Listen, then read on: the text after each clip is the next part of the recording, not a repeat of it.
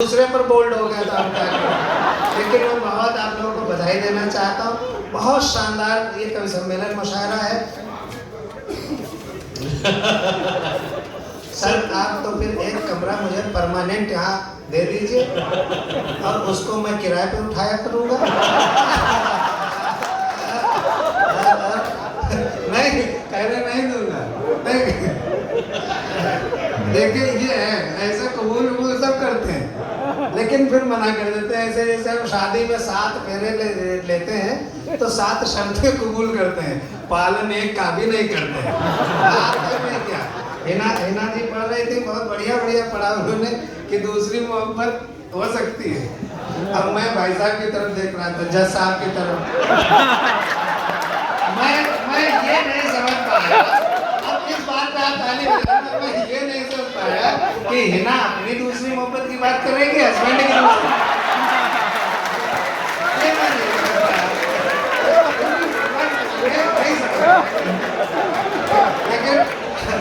लेकिन चूंकि वो सुना रही थी, वो ताली बजा रहे थे, तो आप हिंदुस्तान की जनता की तरह कंफ्यूजन में रहिए। वही आपकी क्या बतलाऊं इस धरती पर कैसा लगता है। बहुत अच्छा लगता है जब कवि सम्मेलन मुशायरा एक साथ होता है। मैं ईमानदारी से कह रहा हूँ, मुझे इससे अच्छा आयोजन कोई नहीं लगता जब दोनों एक साथ हो। क्या बतलाऊं इस धरती पर कैसा लगता है, इस मिट्टी का जर्रा जर्रा अपना लगता है। मैंने जो वीडियो भेजा था मैंने बताया था कि पटना से मेरा एक नाता है, मैं वो बताऊंगा। तो मैं वो बता दूं कि यहाँ मेरे साड़ू साहब रहते हैं। अच्छा साड़ू आप जानते हैं किसे कहते हैं? 2 आदमी एक ही कंपनी के द्वारा ठगे जाते हैं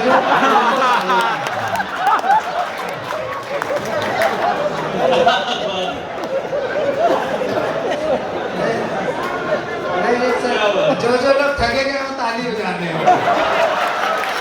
सारे ठगे गए। अच्छा रेहान में खुद ताली बजाते हैं। क्या बतलाऊं इस धरती पर कैसा लगता है, इस मिट्टी का जर्रा जर्रा अपना लगता है। मंदिर, मस्जिद, गिरिजा, द्वारे चाहे जैसे हों, लोग जहाँ अच्छे होते हैं अच्छा लगता है। लोग जहाँ अच्छे होते हैं अच्छा लगता है। मैं बहुत मुझे बड़ी घबराहट हो रही थी, इतने बड़े बड़े शायर। अच्छा हमको शायरी वायरी आती नहीं, ये सब अंदाजे बयां हैं और मैं और हूँ।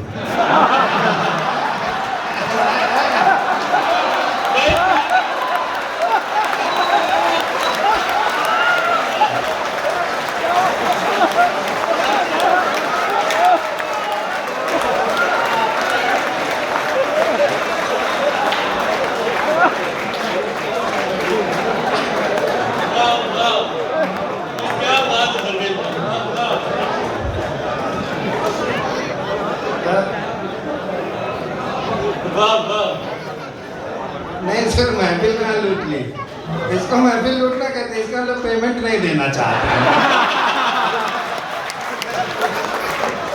तो मैं सच बताऊँ कि मैं खुर्शीद भाई से फोन पर बात करता था तो ये लगता था मैं थोड़ा एक आध बार में तंग भी हुआ किसी चीज़ में। और जब मैंने यहाँ इनको देखा तो मैं इनके सामने पड़ा ही नहीं। मैं इतना डर गया इनको देख कर, नहीं यार तो आदमी है।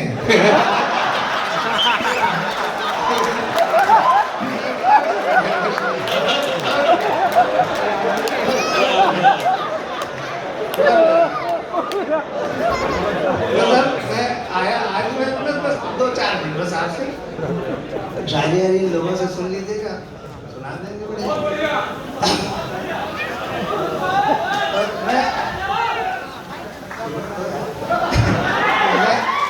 मैं पटना एयरपोर्ट पे उतरा तो खुर्शीद भाई ने गाड़ी भेजी है। उनसे कह रहे थे कि आपको गाड़ी लेने आएगी, आप चिंता मत करिएगा। गाड़ी लेने आई, बढ़िया गाड़ी मुझे लेने आई, मैं लिया गया। हाँ नहीं बिल्कुल भगवान कसम से झूठ आज तक बोला ही नहीं। मैं गाड़ी में बैठा, जो मुझे रिसीव करने आए थे ड्राइवर साहब उन्होंने मुझे बिठाया अब मुझे से पूछ रहे हैं कहाँ चलना है। मेरी हालत खराब हो गई।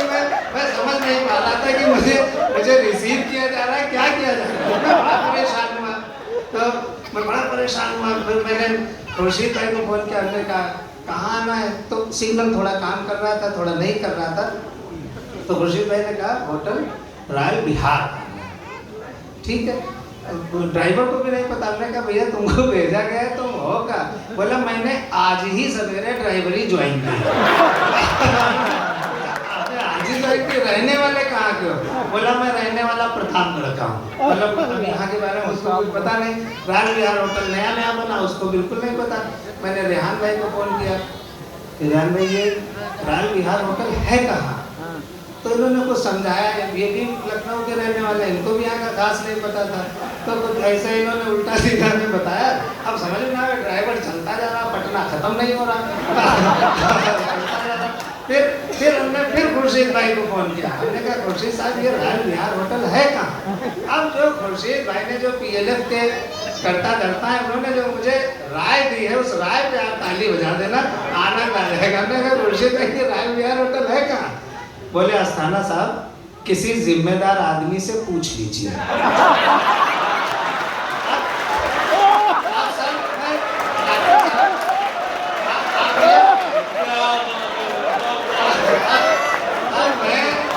अब मैं भैया आपको साथी में सलीना जी उसी गाड़ी में थी। ये अपना शायरा लोग में चुपचाप बैठे रहती और लड़ा देती हम लोगों को। अब जो है इन्होंने कहा किसी आदमी से पूछ लो। अच्छा अब हम जिम्मेदार आदमी ढूंढने लगे। अध्यक्ष महोदय जिम्मेदार आदमी तो बहुत दिख रहे थे, जिम्मेदार कोई दिख ही नहीं रहा। परेशान तब तक पुलिस के भाई दिखे। हमने कहा ये जिम्मेदार होंगे। भाई हमारे यहाँ उत्तर प्रदेश में चाहे चोरी हो, चाहे डकैती हो, चाहे रेहान भाई की जेब काटी जाए, कुछ हो, सारी जिम्मेदारी पुलिस की होती है। मतलब पुलिस वाले करते नहीं हैं, वो खुद नहीं करते हैं। जो लोग करते हैं पुलिस वाले उनके साथ करते हैं। हर एक चीज और सच्ची घटना बता रहा था। पुलिस के खड़े थे, हमने गाड़ी रुकवाई और शीशा नीचे कर वैसे भी रॉयल बिहार होटल किधर। वो हमको देखते रहे और चल दिए। बोले किसी आदमी से पूछ लो।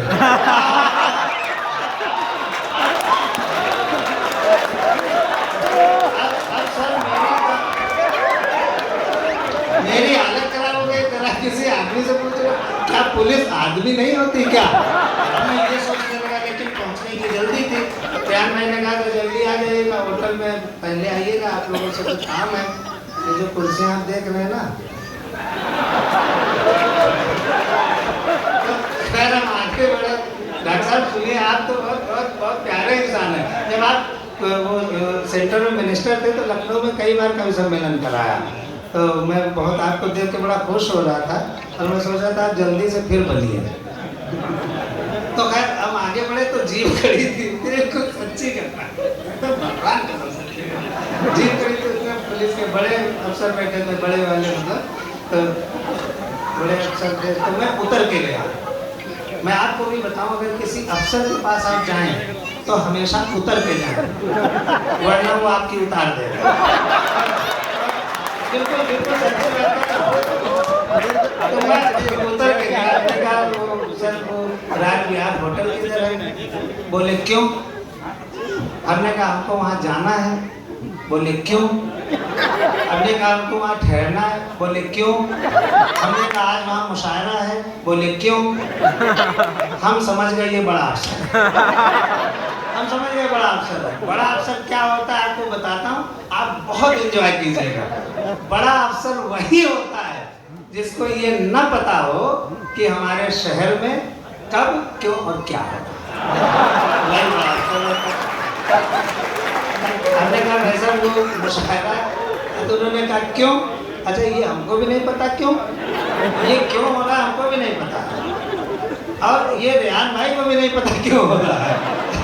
अब मुर्शीद साहब को तो पता ही नहीं। रेहान भाई ने इनसे कहा होना है, बोले होना है।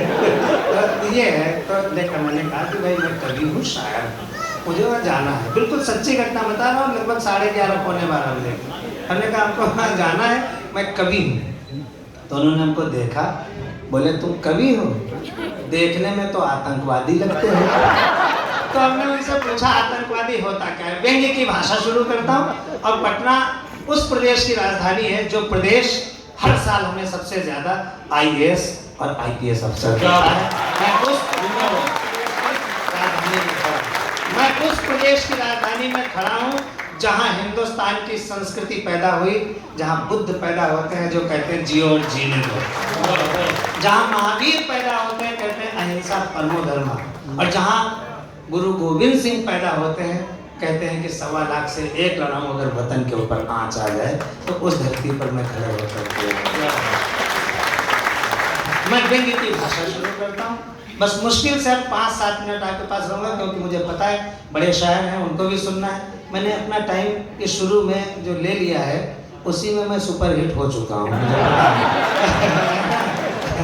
बहुत ज़्यादा जरूरत है नहीं, क्योंकि हम जानते हैं हम चल लेंगे तो आप हमें अभी हुआ करके फिर से बुलाएंगे तो वो वापस लौटने वाला काम कर रहा हूँ। हमने पुलिस अफसर से पूछा, महोदय ये बिटिया इनका खींच रही फोटो, उनका खींच रहा है, हमारा खींचो तो लगा हम खड़े हैं फोटो खींच रहे हैं। हमने अक्सर देखा, मेरे साथ अक्सर ये होता है सर, अक्सर ये होता है। मैं एक बार यहाँ गया में आया कवि सम्मेलन में, तो मेरी फोटो खींची, बिल्कुल सच्चा किस्सा है अजहर इकबाल साहब। मेरी डॉक्टर शकील साहब मेरी फोटो खींची गई, दूसरे दिन अखबार में छपी। 3 दिन का प्रोग्राम था हिंदुस्तान अखबार का। तो जो और साथी कवि थे हमारे साथ, उन्होंने जब मेरी छपी हुई फोटो देखी तो अंदर से बहुत खौरियाए, खूब अंदर से गुस्सा हो गया कि इसकी छप गई, मेरी नहीं छपी। लेकिन ऊपर सब तारीफ करते, सर्वेश भाई मुबारक हो, आपकी फोटो छपी, आपकी फोटो छपी।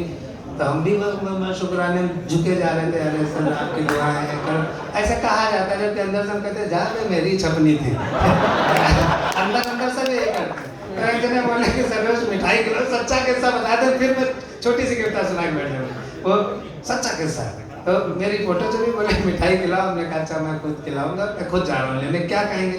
सवेरे का टाइम था, बोले जलेबी। बिल्कुल मेरे साथ घटा किस्सा है, बाद में ये चुटकुला बन गया और खूब संचालक लोग उसको बताते हैं, लेकिन ये मेरे साथ घटी घटना लगभग 22 साल पुरानी।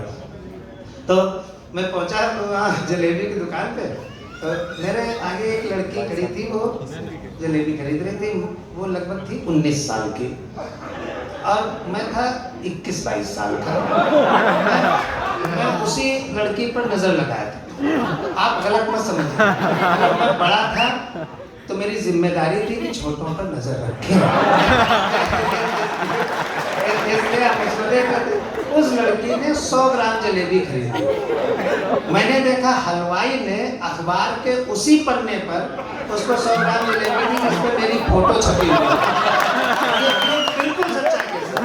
और उस लड़की ने सर वहीं पे जलेबी खाई, अब अखबार का टुकड़ा फेंक दिया। मैंने देखा उधर एक कुत्ता खड़ा था, वो कुत्ता अखबार को देखे और फिर हमको देखे, फिर हमको देखे। अब थोड़ी देर बाद में देख रहा था कि मेरा मुंह कुत्ता चाट रहा।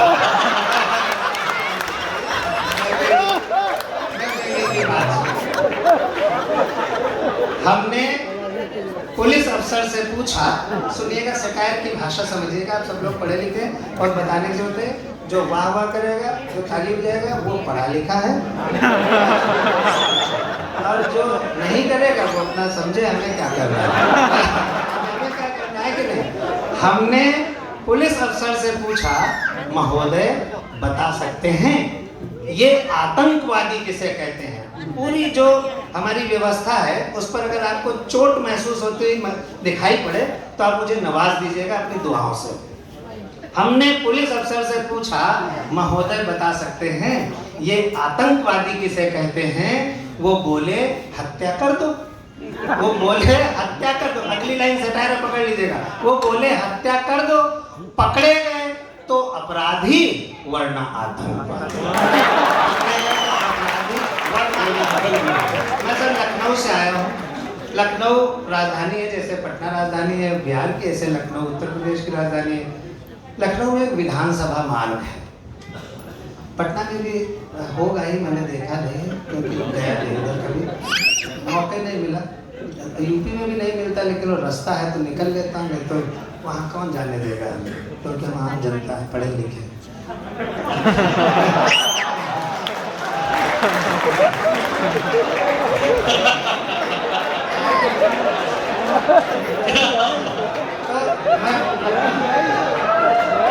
सरवीर भाई ये हिम्मत एक शायर ही कर सकता है। लखनऊ में विधानसभा मार्ग है, अभी हमारे यूपी इलेक्शन में उसके 1-1.5 महीने पहले मैं उधर से गुजर रहा था, तो मेरी मुलाकात हो जाती है। कभी कोई नेता मिल गया, कोई मंत्री मिल गया, कोई डॉक्टर मिल गया, कोई कभी शायर मिल गया। उस दिन मैं गुजर रहा था तो वहाँ पर मुझे एक गिरगिट मिला। गिरगिट आप लोग जानते हैं, आप सब लोग इसी के जैसे होते हैं, बस शो नहीं करते हैं। गिरगिट मिला, मैंने गिरगिट से छोटी सी बात नहीं, भगवान का तो अच्छा है। बिल्कुल सर, तो गिरगिट से हमने छोटी सी बात की। लखनऊ के विधानसभा मार्ग पर अगर इसको बड़ा सेटायर करना है, इसका वसी करना है, इसका फलक, तो आइए इसको कहते हैं दिल्ली के राजपथ पर, तो ज्यादा बड़ा हो जाएगा, बस और कुछ नहीं। दिल्ली के राजपथ पर इधर से उधर और उधर से इधर और फिर इधर से उधर जा रहे गिरगिट नरेश से हमने पूछा। नरेश माने राजा, गिरगिटों का राजा। जुड़े रहिएगा, अंतिम पंक्ति पे ठाके ताली जो मनो कीजिएगा।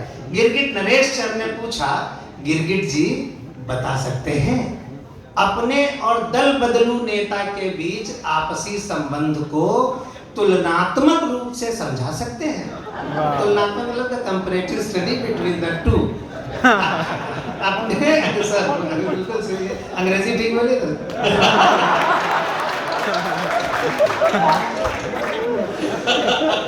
महोदय बता सकते हैं अपने और दल बदलू नेता के बीच आपसी संबंध को तुलनात्मक रूप से समझा सकते हैं? गिरगिट बोला, अस्थाना जी किसी गिरगिट की दल बदलू नेता से तुलना करना महापाप है। अब तैयार हो जाए पटना, किसी गिरगिट की दल बदलू नेता से तुलना करना महापाप है, क्योंकि रंग बदलने के मामले में नेता गिरगिट का बाप है।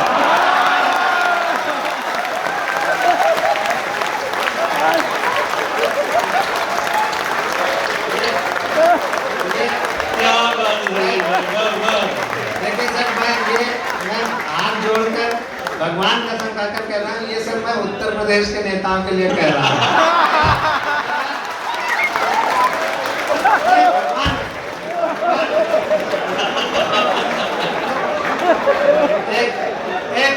एक क्षण का और सुनिएगा, एक क्षण का और सुनिएगा।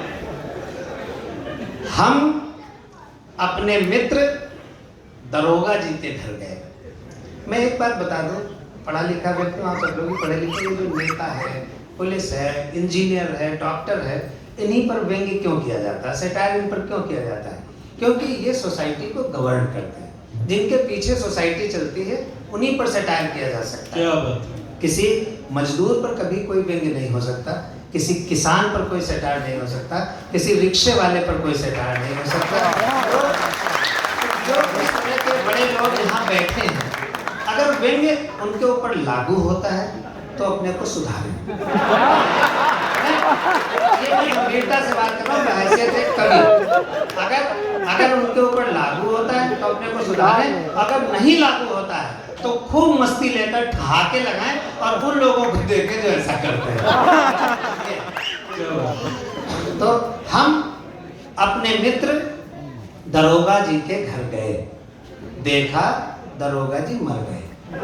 बदली हुई परिस्थिति, इससे अच्छा व्यंग्य मैं आज तक कर नहीं पाया हूँ। ये इंट्रोस्पेक्शन का व्यंग्य है, अंतर अवलोकन का ये व्यंग्य है। आप सुनिएगा, भगवान कसम वाला पार्ट निकल गया। अब आपकी कसम। हम अपने मित्र दरोगा जी के घर गए, देखा दरोगा जी मर गए। हमने उनकी पत्नी से पूछा, भाभी जी दरोगा जी कैसे मर गए? क्या रस्सी से लटक कर आत्महत्या कर गए, या फिर कोई जहर पिया था, अथवा कोई एसिड लिया था, या फिर कोई जहरीला पाउडर फांका था? जुड़ना, कोई जहर पिया था, कोई जहर पिया था, अथवा कोई एसिड लिया था, या फिर कोई जहरीला पाउडर फांका था। वो बोली भाई साहब, ना ही ये रस्सी से लटक कर मरे हैं, ना ही कोई जहर पिया था, ना ही कोई एसिड लिया था, ना ही कोई जहरीला पाउडर फांका था, लेकिन लाख मना करने के बावजूद कल शाम अपने गिरेबान में झांका था।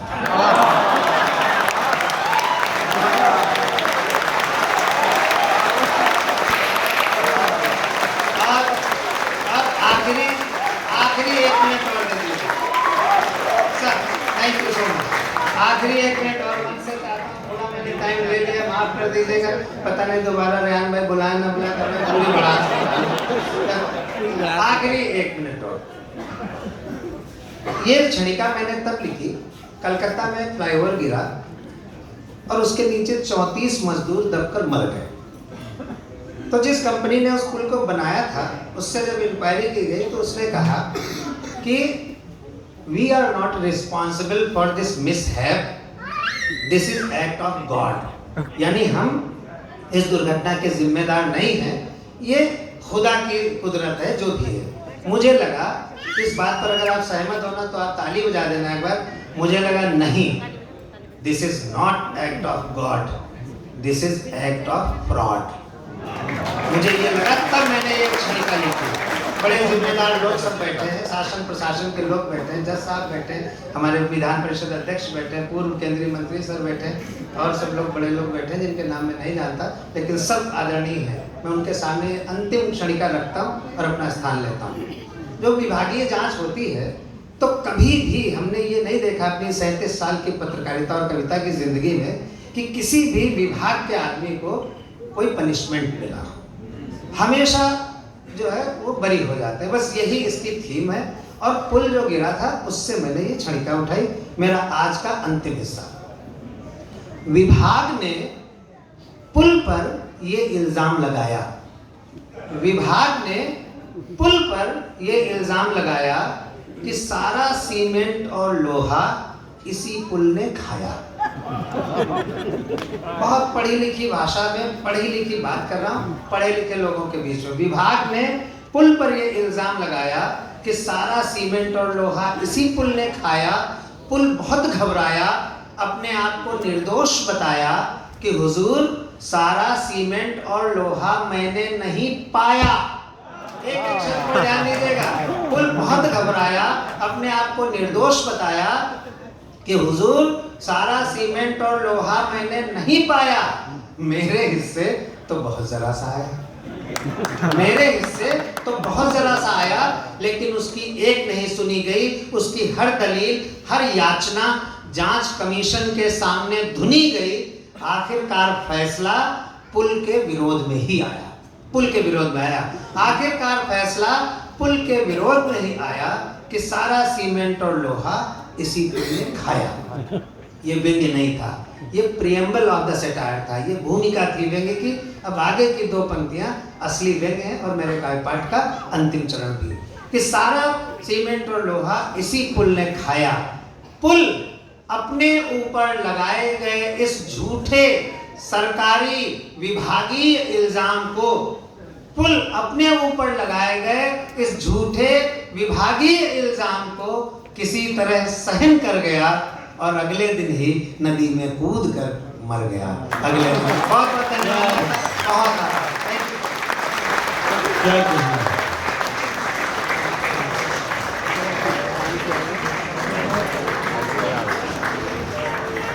दोस्तों, अभी आप समाप्त फरमा रहे थे मोहतरम सर्वेश अस्थाना साहब को। तंज़ो मज़ाह की शायरी सिर्फ कहकहों तक महदूद नहीं होती, बल्कि वो आपकी सोच को, आपकी एक नई दिशा प्रदान करती है। और सर्वेश अस्थाना साहब ने साबित किया, जब वो अपनी अंतिम क्षणिका सुना रहे थे तो मुझे कृष्ण बिहारी नूर साहब के शेर याद आ रहे थे कि नजर मिला न सका उससे उस निगाह के बाद, नजर मिला न सका उससे उस निगाह के बाद, वही था हाल हमारा जो हो गुनाह के बाद। ज़मीर चौंक ही जाता है आप कुछ भी कहें, ज़मीर चौंक ही जाता है आप कुछ भी कहें, वो हो गुनाह से पहले कि हो गुनाह के बाद। और हवस ने छीन ली बरसों की साधना मेरी, गुनाह क्या है ये समझा मगर गुनाह के बाद। दोस्तों, अगर ज़मीर जिंदा है तो उस गुनाह का एहसास आपको जीने नहीं देगा। आइए दोस्तों, इस सिलसिले को आगे बढ़ाते हैं। अब फहरिस्त में जो नाम है उनकी शायरी मुख्तलिफ रंगों से आरास्ता है। उन्होंने मुशायरे की नब्ज़ को समझा और शायरी के लिए ऐसे मौज़ूआत मुंतखब किए जो मुशायरों की ज़रूरत समझे जाते हैं। अरब के रेगज़ारों से लेकर सोशल मीडिया के बड़े बड़े प्लेटफॉर्म पर उनकी शायरी को पसंद करने वाले कसीर तादाद में मौजूद हैं। पुराने मौज़ूआत को नए लफ्ज़ियात और नए मौज़ूआत को जदीद तर्ज के साथ बरतने का हुनर महशर आफरीदी की शायरी का खासा है। शुजा खावर के शेर के साथ कि मसलहत ऐसी भी क्या मैं तो गज़ब करता हूँ, मसलहत ऐसी भी क्या मैं तो गज़ब करता हूँ, जिनका सर चाहिए उनका भी अदब करता हूँ। दावत सुखन दे रहा हूँ मोहतरम जनाब महशर आफरीदी साहब को, वो आए और अपने कलाम से नवाजें।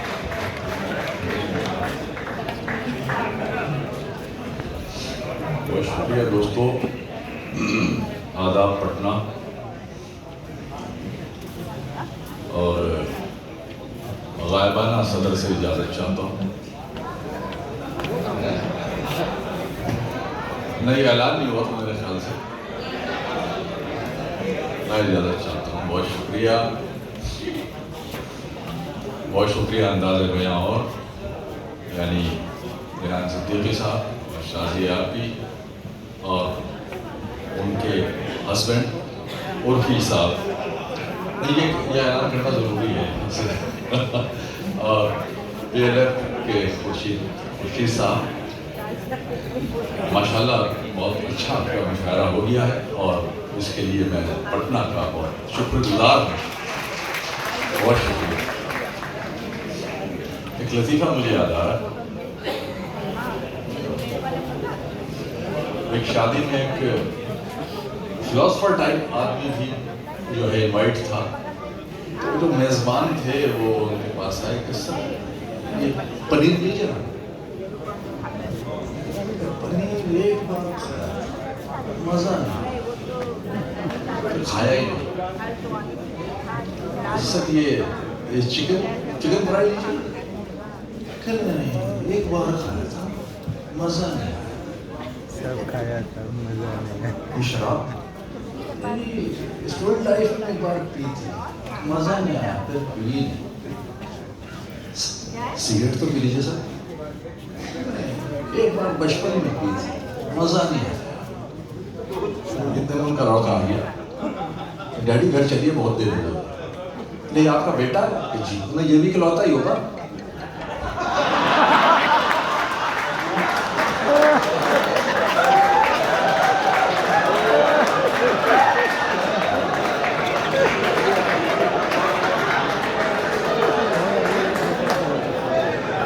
ज़मीं पर घर बनाया है मगर जन्नत में रहते हैं। ज़मीं पर घर बनाया है मगर जन्नत में रहते हैं। हमारी खुश नसीबी है कि हम भारत में रहते हैं।